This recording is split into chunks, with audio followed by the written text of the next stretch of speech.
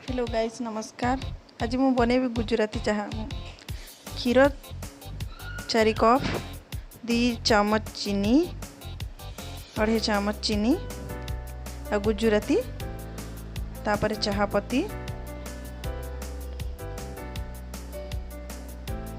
4 चम्मच चाहा पत्ती, तापर चाहाटा को भलरे आमे घांटीबा। चाहाटा एमती कले चाहाटा भल टेस्ट लगे एवं गुजराती पकेले गुजराती फ्लेवरटा बहुत ही बढ़िया लगे। चलतु सिंपल आउ बहुत ही टेस्टी चाहा तैयारी करबा बहुत कम समय रे आपको बहुत ही बढ़िया लगे। जदि वीडियोटी भल लगे लाइक शेयर कमेंट निश्चित करेंगे।